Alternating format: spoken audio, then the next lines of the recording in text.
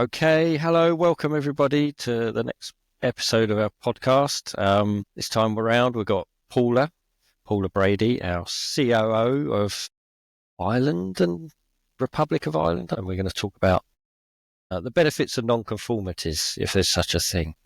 So, okay. So, Paula, if you want to introduce yourself.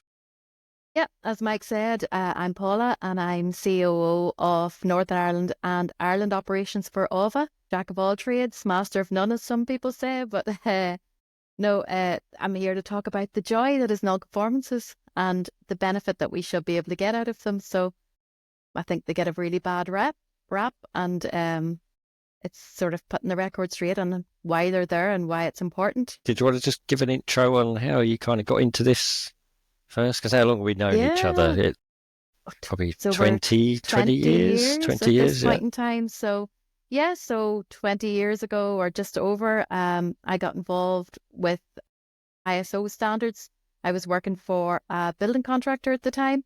And at that time, as many people would know in Northern Ireland, it became sort of a prerequisite for a lot of public body works for the contractors to hold at least health and safety, environmental and quality standards. So I started work and that for a builder, and that was sort of what I was tasked to do, and I got really interested in it.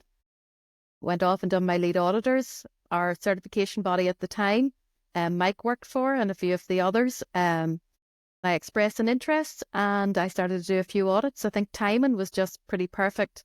I was interested and you guys were kind of needing somebody to take up a bit of the slack as you were growing in Northern Ireland. So I started doing a few audits and really got into it and kind of split my time between working for the contractor and doing a few audits. And then when I went off to have my first baby, I decided that was the time to kind of take a leap of faith and went out on my own and audited since, and also done a little bit of consultancy until November 2020, when I was approached by the guys at Auva to see if I'd be interested in sort of heading up the Ireland operations. So that's kind of when gamekeeper, poacher turned gamekeeper. Yeah, something like that. Poacher turned gamekeeper. Yeah.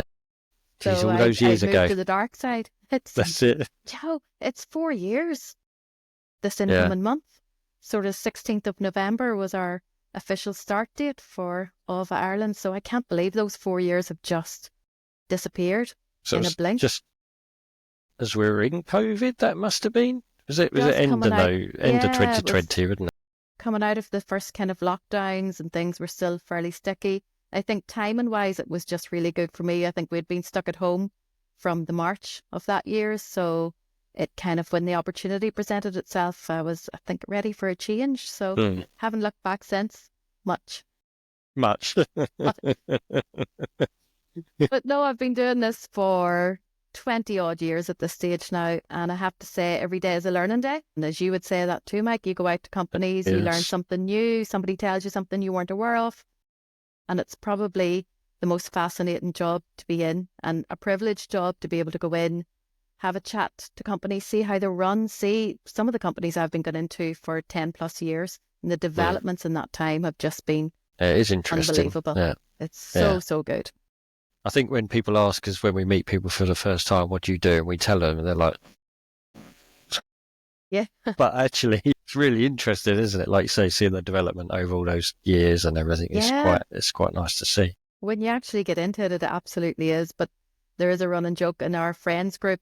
A few of us now do this, but at the time, I have known for years, we didn't realise we both did it, but we realised at a wedding, and everybody just drifted away from us because we were, and they were like, "Oh, this is terrible." That's a boring conversation. We'll leave that one.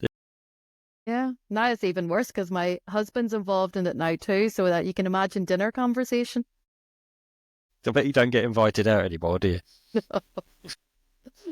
No. That's it. Leave the Bradys alone. Yeah, keep them out the way.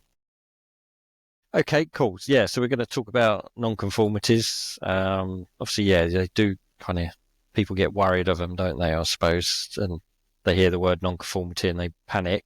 But like you said, there's nothing to really worry about. It's that there's benefits to be gained from it, really. There's a reason that there's clauses of the standards that deal with non-conformities, and people are sort of really thinking it's a very negative thing and, oh, let's not get a non-conformance. Let's, go through an audit and get nothing.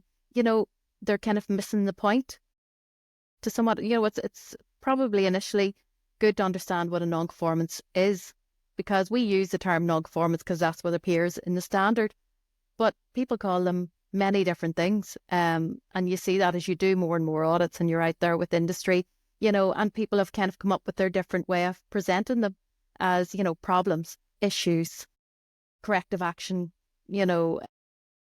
things to sort out. I've seen some sort of not so PC terms for them as well, but it kind of, to make it a bit more fun and a bit more approachable, like a non-conformance is something that's not just quite going right in either how you want to do things or how the standard expects you to do it. And that can only be a positive thing, to identify it and then do something about it, rather than ignore it and let it repeat and repeat and repeat, causing a lot of time issues, time wastage. So, to get it out there and identify it can only be a positive thing, but that takes a little bit of getting your head around.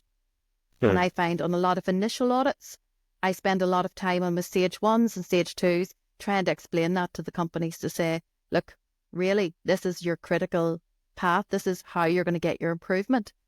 If you don't really enforce this, that you're not going to sort of identify the areas that you want to improve upon and do something about it. Loads of companies are great at seeing issues and doing a containment. So, I use an analogy, and a lot of my companies that I be in will know this one because I use it quite often. It's like falling into a hole in a building site. And the first thing somebody does, fill in the hole or put a barrier around it. And that they kind of end it there. But what the process does is really makes you ask why it was there in the first place. And if you tackle that, it means nobody's going to fall into any more holes on your building site. And that's as simple as it gets, that it's about bringing it beyond the containment and looking at, we call it root cause, looking at why it happened in the first place and addressing that. And that's where your improvement comes from. It's definitely a positive thing. Client I was at last week, they called, and it's something the consultant does in all his systems, he calls it business improvement recommendation or something like that, report or something like that, business improvement report, something like that. But yeah, basically it's something that's not right. Something isn't right with their system or anything like that, or they've had a complaint. Yeah, it's business improvement. That's a good way of looking at it, really. Great way of looking at it, because it gives a very positive spin to it, that yes, there's an issue, but we're going to do something about it. And it kind of pushes that proactive thing. I've seen that quite a bit, where even an action register, it kind of, where that's where you log it, it means that you're going to do something about it. It's not just going to be logged and, it's like, oh, have you had many complaints? Yeah, we've had tons. You're like, great. What's happened about them? They're like, oh, well, we'll just put them on the record. And you're going, no, but the whole point of it is to see why it's happening in the first place and making sure that you're not repeating yourself time and time again. There's a reason it appears in the quality standard twice. A lot of people link them to product and in-process inspections of manufacturing something, and they're like, especially a service industry, you'll be like, oh, that doesn't really apply to me. You're like, no, it absolutely does. It comes in later in the standards as well, in clause 10, because it's about, doing something more. Your issues come from lots of different areas. It's not just from production, manufacturing, related to product. It's about everything that your business does. And I would say quite regularly to any business, it's not just one thing. It's any issue that you're dealing with in your business should go on a log or a register so that you can trend it. You can look and see if it's creeping up again and again, and fix the problem to make life easy. Life easier is what these standards are all about, which not everybody gets, first off. I think some people think that every time you get an issue or non-conformance, whatever you want to call it, that you got to throw loads of things at it to really dig down and get it. Well, often you don't. If sometimes it's just we track it, we log it, we trend analyze it, and then we can do some deeper dives and put in some long-term fixes. So yeah, I think there's that fear, I think. So people just tend not to record anything sometimes. Absolutely. I think it's to do with the negative thought on them. People feel like they're telling on themselves. Why would I report this? I'm telling a mistake that I made, or I'm telling, and at the end of the day, the root cause might be nothing to do with that person. It could be down to training. equipment, apps. It could be something that systematically needs improved, and so that mistake will not happen again right across the board. And if they don't share it, there's no learning. There's no organizational or company learning. So, and it can sometimes, and it's worth saying that too, it's just a one-off. It's a one-off issue that'll never repeat. And people would tell me that quite a bit. Oh, it just happened. You're like, grand, just then log it and you'll see, if it doesn't happen ever again. Yeah. But then if it happens 5 times in a year, and as most businesses are really busy and they're just worried about getting their product or service out the door, they don't necessarily track everything, or they can't keep it all in their heads. So it's a really easy point in time to sit and review them on a periodic basis and say, actually, there's a trend with that supplier, or there's a trend with something that's happening on the factory floor, or when we go out to see clients, this is a current theme that's cropping up. We didn't realise. So now we know it's an issue, and that's when we'll apply the bigger fix. That's when we'll do our investigation that'll prompt a long-term corrective action, to use the terminology. But all that means is, you make sure it doesn't happen again. Old standards talk, preventative action. Yeah, I think I had the conversation last week with, who was it? I was having a conversation with someone. We was going over that exact thing. The old standard of preventive action, which is really old terminology, isn't it? It's not used anymore. It's not used, but some people who have had the standards maybe quite a while relate better to it. And as I always say, they've kind of pushed preventative action back to where it should have been, into your risks and opportunities. It comes clause 6 in the standards, because that's where you should be kind of identifying things before they happen. That's true preventive action. Whereas a lot of people mistook long-term corrective action for preventative action. But no, preventive should be prevented happening in the first place. Long-term corrective, prevented recurring, or the recurrence of the same issue time and time again. So, So how many organisations do you go to where 3 or 4 years into it, let's have a look at your non-conformity. Oh, we haven't had any. And there's 0 for 4 or 5 years, and you're like, yeah, everyone has issues. We have them, we log them, we deal with them. It's nothing, like you say, it's nothing to be ashamed of, or it's part of business, isn't it? Really? Yeah. No one's perfect. No one's perfect. So many, or they're like, oh, no, we haven't had any in our internal audit. And you're like, yeah, but I usually get quite a bit out of initial conversations in the opening meeting and leadership interviews, because you talk about what's happened in the last 12 months and where issues have cropped up and things I've had to deal with. And it'll always inform my conversation around non-conformances later in the audit, because they've told me they've had issues, but as you said, they're like, oh, we've nothing on our non-conformance log. And you're going, but sure, we talked about this supplier or that, workshop, and they were like, oh, but that's not. But it is. It's something you have had to put resource and time and effort into trying to rectify. And that's the very nature of it. It's like, I don't know about you, the bugbear I have with sort of key performance indicators on health and safety being 0 accidents or 0 reportable accidents. And from conversations, that just prevents people wanting to report them, because they do not want to be the one that breaks this 325 days or 364 days of no accident reports. So, what are you going to do as an employee? You're just going to go, no way, I'm not reporting that, because I'm not going to be the one that gets blamed. That's a very good point, actually. Yeah. Never thought of it that way, actually. It's quite right, though. Yeah. People get fear of reporting something through fear of repercussions, don't they, sometimes? Yeah.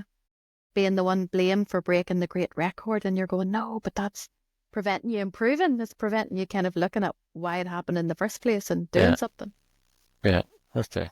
So we're saying it's important that people do record it then, just purely to learn and develop and improve, and I suppose not kid yourself, for one. It highlights the key issues within the organisation that you can work on that are causing problems, pinch points. Yeah. Isn't it, really? Absolutely. And it can be about your process map of how you go from A to Z. That companies, if you're not reporting that there's hold-ups in those gateways and those steps, how are you ever going to fix them and make your process as efficient as it possibly could be? It's about avoiding the headaches of the people who are having to deal with those issues as it goes from A to Z. And really, it can be systematic in the steps. So it could be the process needs changed. Those are the non-conformances that you really get to grips with as an organization, where you actually, how you said you wanted to do it isn't the best way. And it's the people doing it day in, day out, having to deal with the issues, who are the real crux of getting that information out there and getting it registered, and then alerting management to that kind of consideration so that it can go up the scale and get something done about it. It's kind of like that. Whenever you say it out loud, it sounds like common sense. But in the midst of delivering your service or your product or just getting things done, it's hard to see the wood for the trees. You kind of really need that step back.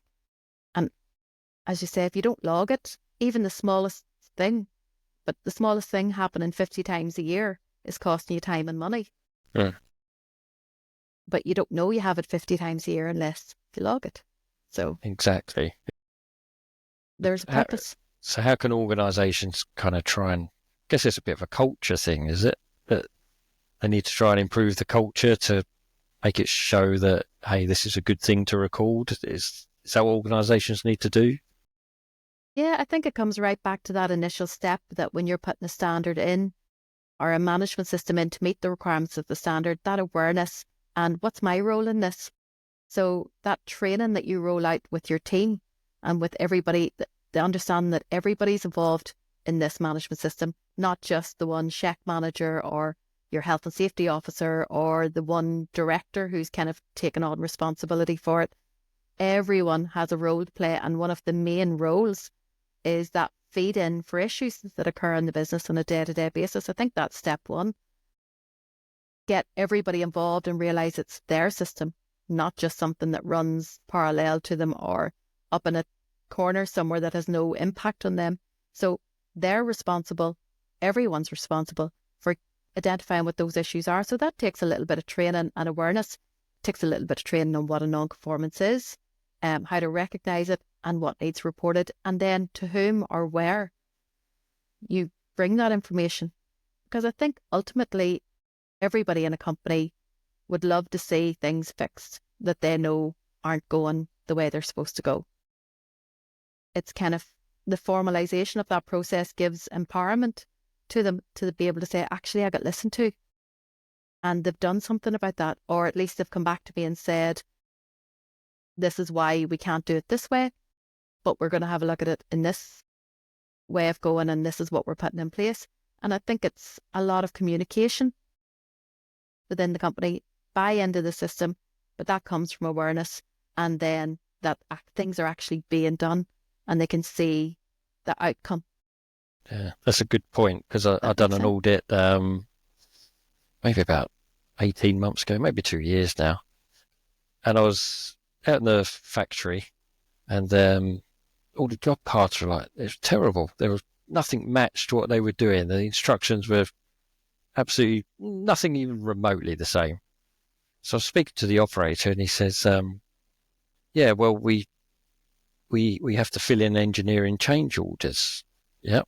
And these go up to engineering, and then they change them. I said, so why aren't you? He said, oh, we gave up on them years ago because they never ever listened to us. So what's the point of raising them? We were just raising paperwork and nothing was ever happening. It's like, well, you're identifying a problem, and operators are, filling in the paperwork, telling you the problem because they're the ones doing it. Simple thing, just change a works order for something. And they were just not ever getting done. So everything was just chaotic. So new people coming into the business would like pick up a job card and go, hang on, that's not that. And they couldn't even do the job. It was incredible. It was a big culture thing, and took a while for them to kind of get into that and realize that actually these are good things that people are raising, telling us what the issue is, so we can do something about it and make everyone's lives easier, process more streamlined, save money. Less There's all issue kinds on the of other things. side, reduction in customer complaints. I had one company I was into a while ago, and their full non-conformance log was customer complaint.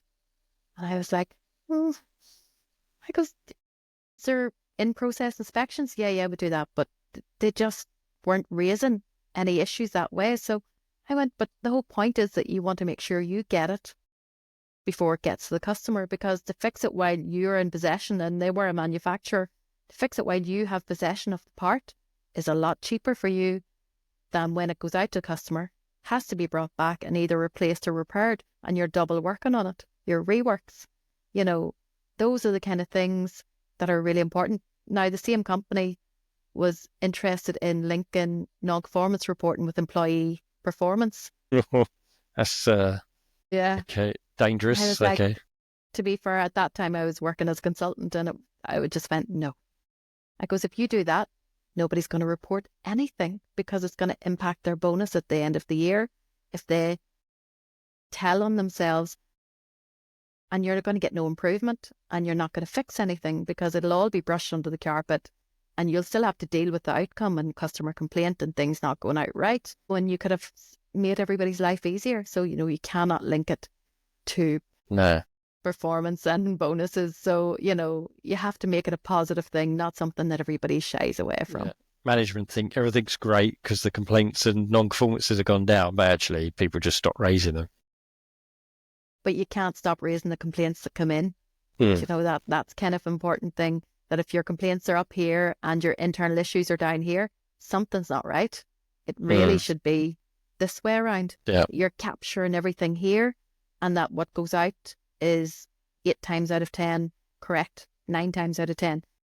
When that all links into your key performance measures and the rollback through action on that. But if you're not meeting your targets, there's something not going right, which usually will come back to your non-conformance log or the rationale behind why complaints are occurring. So, it's the beauty of these standards. Everything is the plan, do, check, act is inherent in everything. And you should be raising in NCs and planning and doing, checking and acting, all should be linked into that non-conformance process, which is hard to get your head around because you always think it's as you do something, it's when it can go wrong. But it could be an issue in the planning side of things that means it doesn't go right in the actuality of delivery of service or product. So I think it all internal sounds audits is a very big one. up in the air, and we use all these big terms.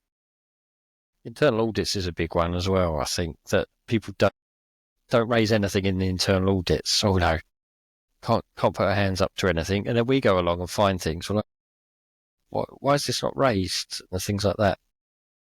Some people shows poor internal audits, but others have said, "Oh no, I knew about that," and I said, "Well, why didn't you raise it?" Well, I didn't want to make anyone look bad. We're not looking at people, It's the process. It's better you find it than we do. Comes back to the negative. Yeah, negative connotations. Companies who go on and go, it's great, we had nothing raised in our external audit, and with 0 issues and all that. Great, but did you really have a good audit? Did they delve into and bring you any value? And not that nobody likes raising issues. If there are issues there, better to raise them and do something about them and improve, and that bring value to your companies, both in internal audit and external audit.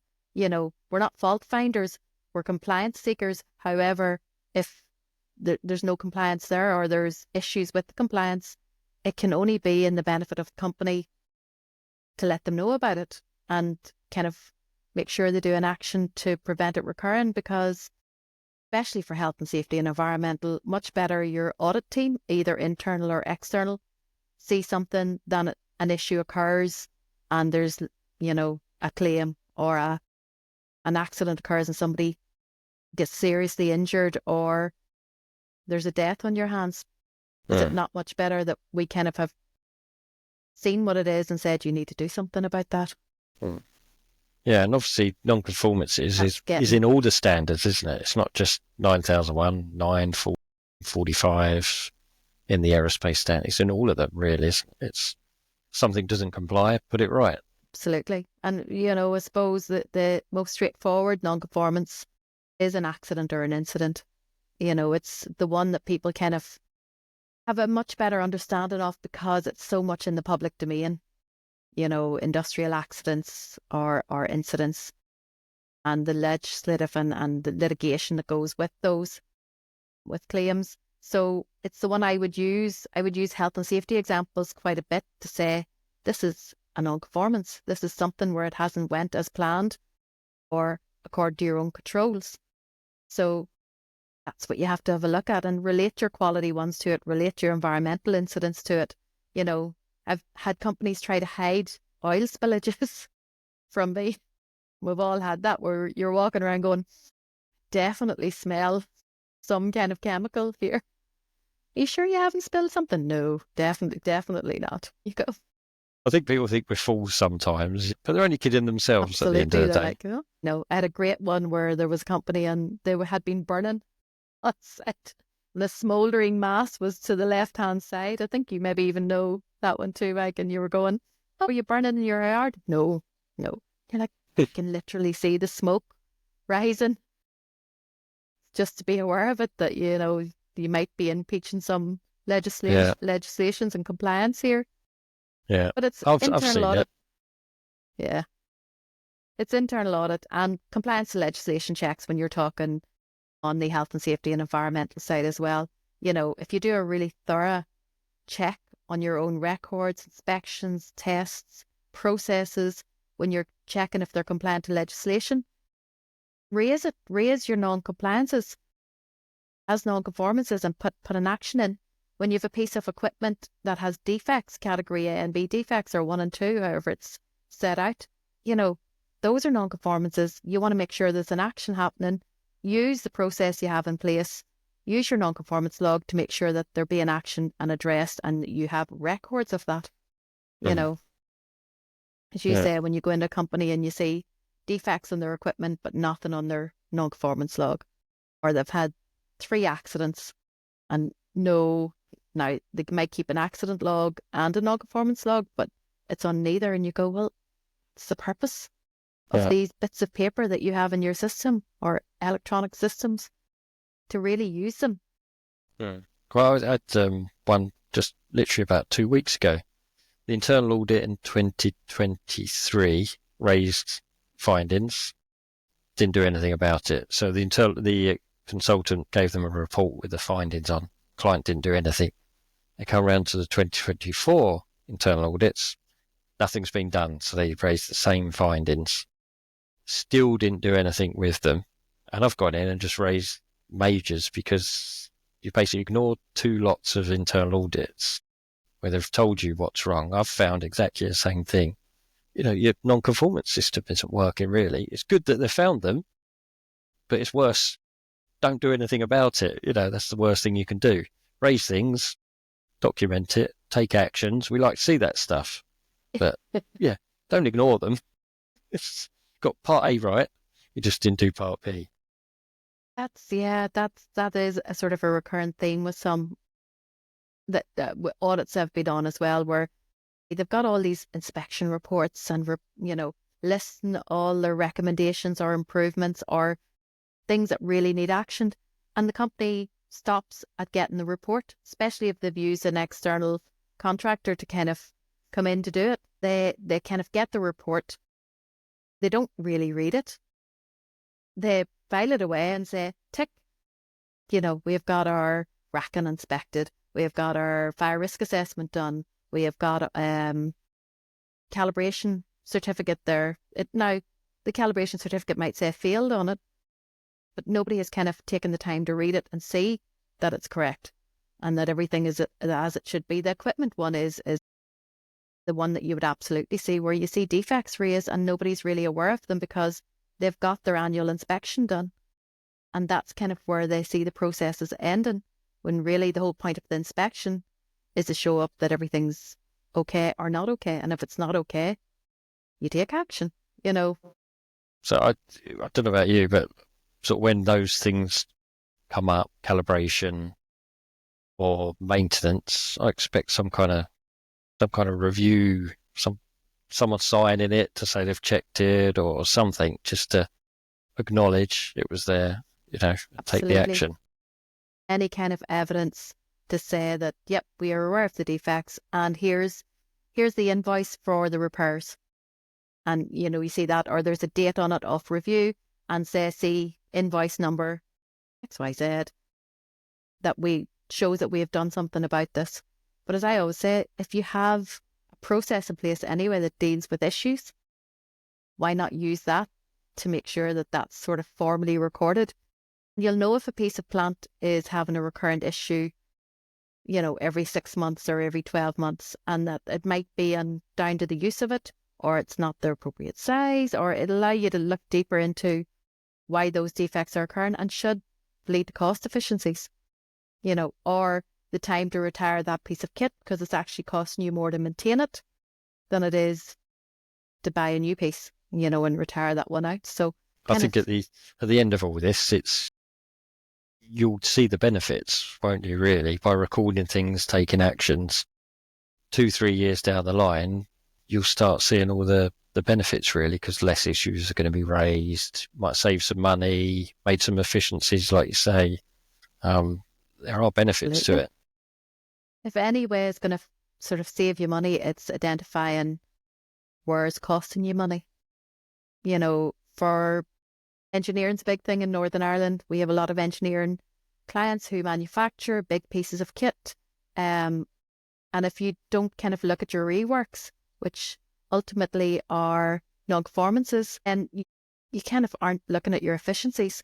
If you're sort of just saying, oh, that's part of our business, we're used to reworking X, amount per year, go, but why? If you have trended this out, and if you cost it, the really big thing whenever you are talking about manufacturing non-conformances, cost them. Put a value to the time, effort, parts, materials, capacity, impact that you're going to have on your production. Put a value to that, and as soon as that adds up in a month or a quarter, you'll suddenly find management pricking their ears up and going, actually, this is Right off the bottom line, isn't it? It's easy money, really. Yeah, easy money. Even the efficiencies of nesting well on your parts that you cut and using your offcuts and things like that. And there's great systems out there that do it. But if you're not kind of capturing the issues related to that, again, as you say, easy money in looking at it and going, if we just claw back 10% of this now, it's always going to be based on the fact of how much you're putting through a factory or a production line value wise. £5,000 not going to be anything to £1 million a month, but £5,000 till 30 grand is going to be quite a percentage. So there's one myself and Martin done quite some years ago. It was in America actually, and it's quite a big company. The non-conformances, they were actually tracking the cost. And I think the cost was something like $250,000 just for non-conformities. And then we said, isn't that a problem? The management team went, no, we turn over millions. I'm like, yeah, but that's $250,000 bottom line. Yeah. That's like pure money just gone. And they're like, yeah, I suppose we should probably do something about it. I'm like, just, I'd love to be the size where we got $250,000 worth of problems, but it was incredible, really, which I think a lot of this does come, and I think that's the same in most of these standards and the requirements, comes from leadership, doesn't it? They have to enforce it. They have to want to do it. They have to drive that culture of, no, let's be proactive. Let's raise things. Let's document things. Let's be interested in making things better and letting everybody know in the line that we're going to support them. When they we're not going to ignore them. We're going to support them and we're going to give them the resources to fix what needs fixed. That's going to be, now it's not every little thing that'll come up, but at least have the consideration of the issue as it comes and say, yeah, that's going to be worth fixing, or no, that's, going to cost us 5 times as much to fix the one. And you have to be practical in that too, in a business sense. And I get that a lot from companies, they're like, but in the scheme of things, that one's minimal.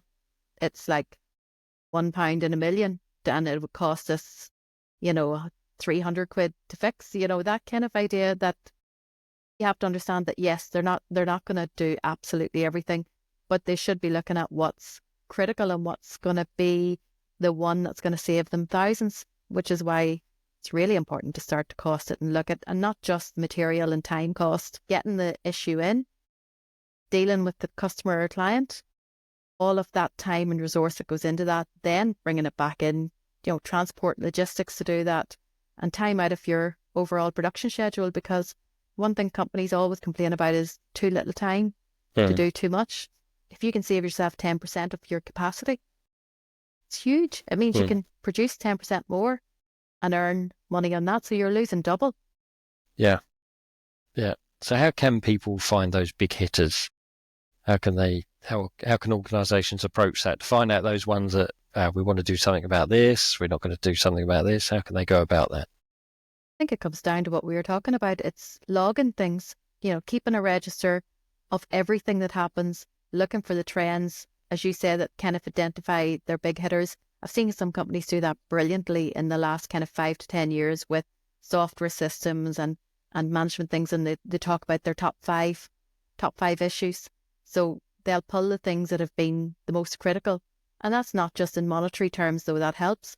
It can be in safety terms. It can be in risk to their personnel that say, actually, this nearly happened, and we really need to do something about it to make sure that it doesn't happen in actuality. But yeah, the costing one is a big one to help you identify the big, because it might be a one-off, but it might cost you an absolute fortune.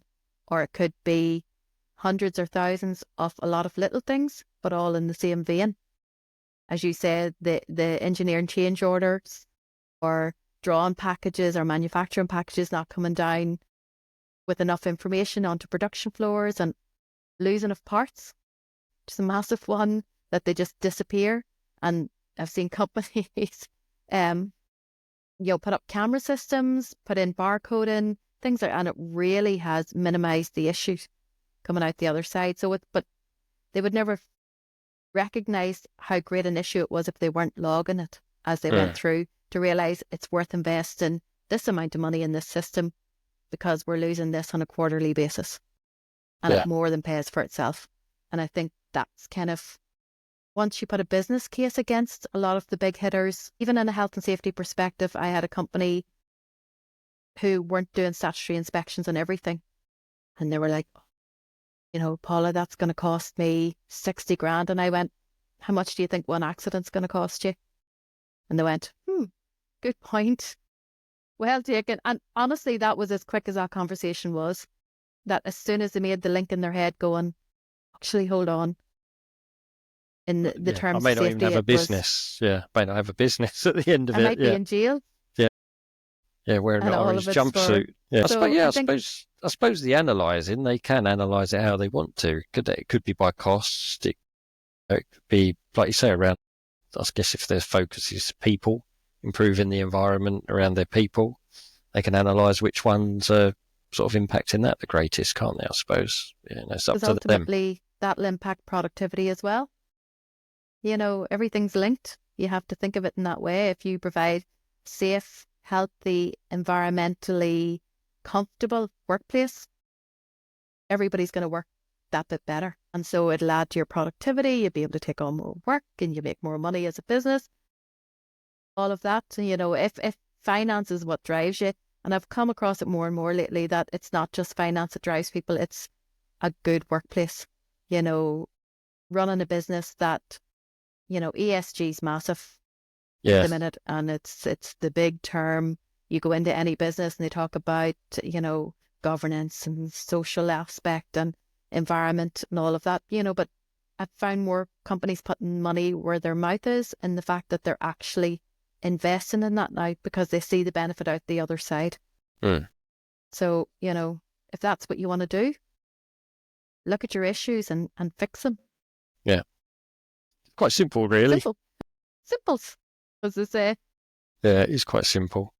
But yeah, we do it ourselves. It's important to be aware of those issues, isn't it? And put things in place.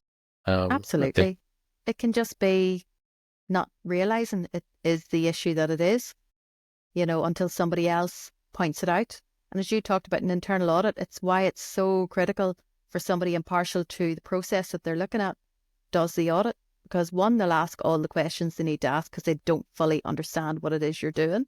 So they tend to be the people who'll, why are you doing that? And is this not an issue? Or is that, and then it gives that kind of level of saying, well, this is something that you probably want to fix yourself because it'll make life easier. And It's not just dumping. I think this is where the negative thing comes from with non-conformances. It was an old school thing that you just said, oh, this is the issue with you, and write them all down, and you need to fix that. Whereas now it's a much more collaborative approach saying, well, I think this is an issue. Do you think it's an issue? Is this something you have to deal with a lot?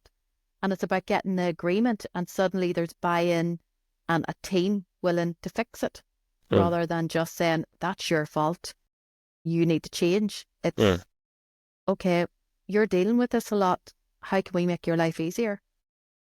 And it's that impartiality in the auditor that'll do that for you, in the fact that, there's no blame game. It's just, tell me why it's done this way, or tell me why you're continually having to fix this. And it's like a light bulb. It's going, actually, you're right. Have you seen any great successes then when people have really applied that kind of thinking, that record everything, analyse, drill down, make improvements? Have you got any kind of success stories where you see someone really do that well? There's a question I hadn't really thought about. I've seen, I have to say, thousands of examples when companies really get it. They get it. There was a manufacturing company I would have audited, and they moved from, I think it was something 30 grand per month of reworks and losses and issues down to 5. And it was just that light bulb moment. They hadn't tracked it. They hadn't costed it. And as soon as they'd done it and seen what they were losing, they went, we really need to do something about this. And it was actually the fixes were quite simple, but just nobody had taken time to step back and realise the issue that it was. So they stepped back and put in sort of quite simple fixes in process, and even restructuring on production lines and checks where there hadn't been checks before. So, not even a full-time job for anybody in particular, but just a process. And that's what they were able to save on a monthly basis. That was quite a big one. That kind of opened my eyes in my early days of auditing to what the benefit would actually be. What about you? You're bound to have seen some. Yeah, I mean, I can't think of any off the top of my head, but yeah, I've definitely seen it. Definitely, especially in the aerospace scheme, because we're very critical of driving for those improvements, and people analysing things. We're very focused on analysing the trends and then focusing on it. Yeah, like you say, you can see a lot of benefits, cost reductions, reworks. Again, like you say, is a big one that a lot of people don't record at all. They'll record scrap, but they don't record rework. I'm like, that's money you're just losing. And they're like, oh, it doesn't happen that often. I'm like, okay, yeah. What do you know of? How many times is someone going over to Barry, this needs to take a little bit more off of there, and things like that. It's that, or I've drilled this in the wrong place, so you wouldn't do, or folded it the wrong way, and that's very manufacturing, but it's right across the board. It's kind of definitely, it's the easy fix, but a lot of people don't see it as that, because it's about, I don't want to tell them myself. It's getting right back to that. And if you don't turn the story, and I say I spend a lot of my initial audits with companies talking about this at length, and with the companies who, as you say, after 2 or 3 years go, no, we non-conformance log blank. You're going, and while you can't say, unless you've come up with something in your audit, you can't say that can't be the case. You can't say, maybe it's, I always raise it as an opportunity for improvement. Do your training again. People aware. Roll it out, roll the process out. Are they aware of how you're supposed to report them? Because you'll generally find, chatting to people over the course of your audit, you'll hear the issues, or you'll see it in meeting minutes, or you'll see something recorded somewhere, and you're going, really? That could have went on your log. Yeah. Everybody could have been. I have raised things before, like we don't do financial bits, we know that, but I've seen credit notes being issued and they're reporting on it. The management team's reported on it, this many credit notes, things like that, but no complaints or any returns. I'm like, so what are all the credit notes for? And they go, you're only kidding yourselves, guys. Yeah. You're going to keep raising credit notes as much as you want, but they're not going to go down until you actually start addressing these issues.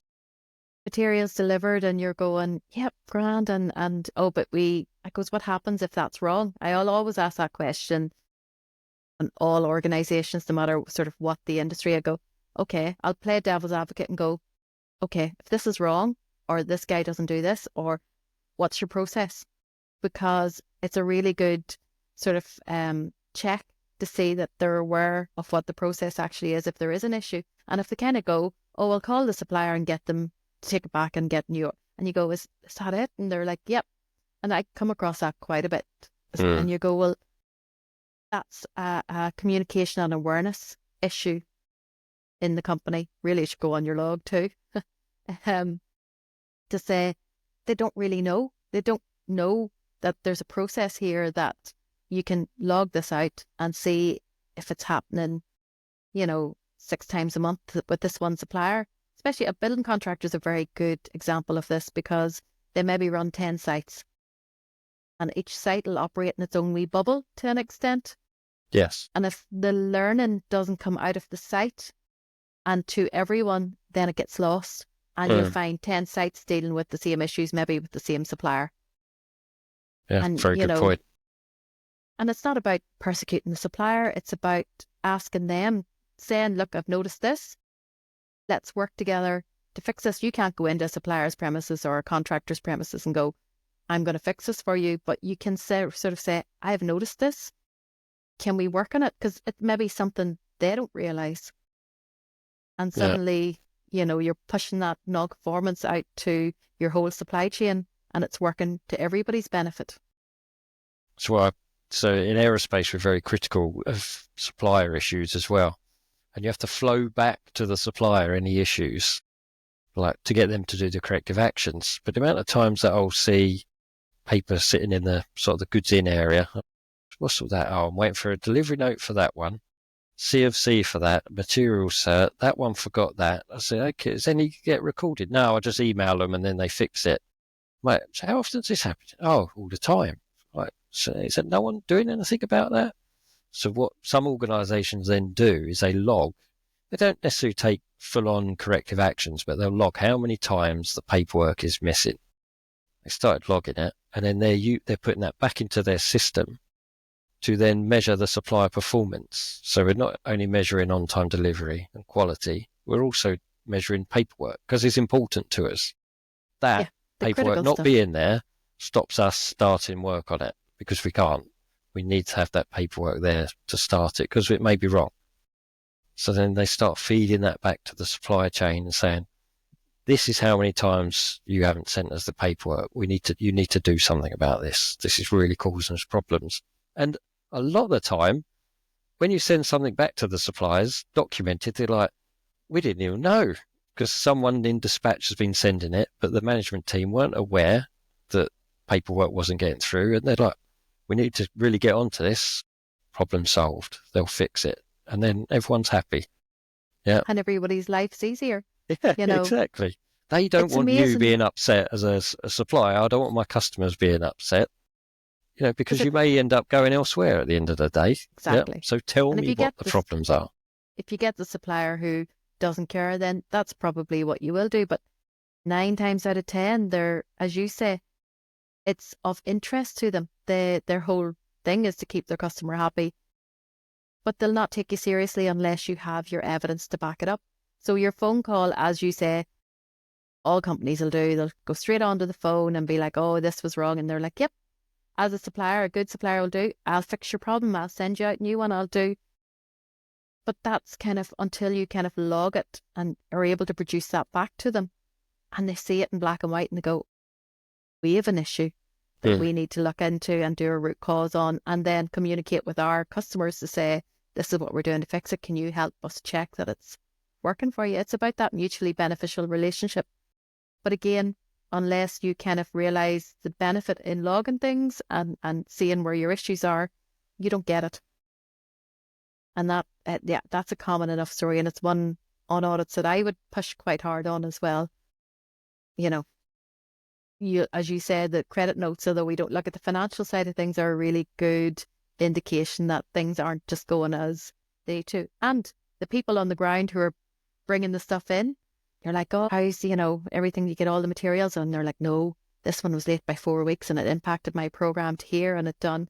And suddenly you see the issues and you're going, where does that go from here? So a lot of the time it stays just with the people who are dealing with it. Yeah. Cool. So yeah, there's a lot, Great. there's so much in this, Yeah, and we it could links to bore so people many quite other easily. things. Yeah, I know. I was suddenly in my head, I thought, oh, don't go on to suppliers because I'll be here all night. It goes right across the board, suppliers, subcontractors, and that sounds like you're putting blame on. It's not. It's just everybody's just trying to do what they do. You just need that process to check when things aren't going quite the way they need to. Once you do Definitely. that, it should flow from there. But people are too used, I call it firefighting.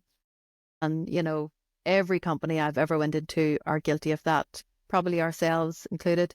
Just get the work done, just get the work done, fix whatever needs fixed and get on. And like we should know better, but it's about suddenly realizing, hold on, step back. It's what your meetings are for. Don't get me started in meetings. It's like people have loads of meetings, but don't actually look at any issues that were identified in the meeting. They don't do an action register or they don't do minutes.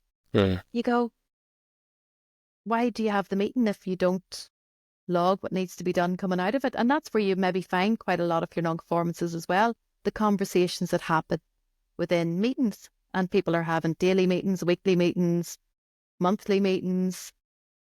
And if you're not logging the issues that you're discussing, then they're never going to get fixed. So initially stick it in minutes or do an action register coming out of all of your meetings. And then what needs to go onto your NC log, pull it on there so you can do your longer term fix on it. So I don't know if you find that a bit. Yeah, definitely. Definitely. Sorry, now I'm blethering on a bit. No, we're kind of getting on. So, okay. Right. How can people get in touch with you, Paula, if they'd like to come and bother you?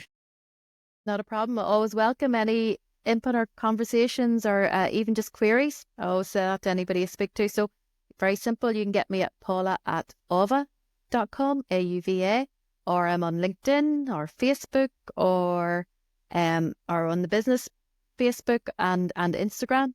So you leave a wee message for me on there and one of the guys will pick it up and let me know. But yeah, the email's probably the easiest way. Cool. Or a direct Brilliant. message on LinkedIn. Yep. Cool. Brilliant.